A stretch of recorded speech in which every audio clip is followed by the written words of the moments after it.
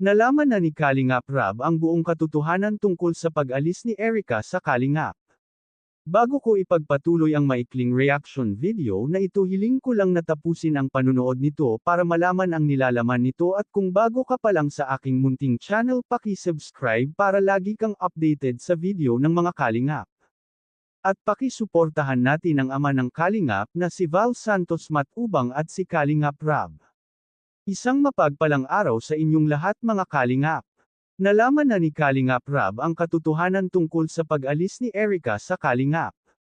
Pinangakuan pala ito ng isang vlogger ng negosyo basta sa kanya lang magpa-vlog.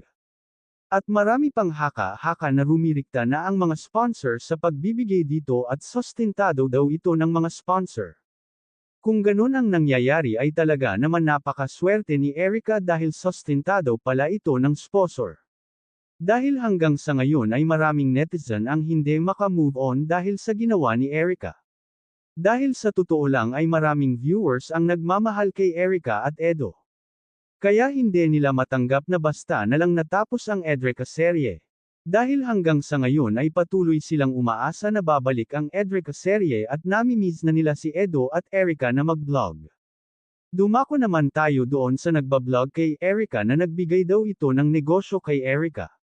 Dahil ang haka-haka sa ngayon ay bimitaw na rin daw ito na i-vlog si Erica sa hindi malaman na dahilan. Siguro naman alam din ito ni Kalingap Rab ang tungkol sa balitang ito. Ang tanong ngayon ng karamihan, bakit biglang umayaw ang vlogger na ito na i-vlog si Erica? Ano kaya ang dahilan nito?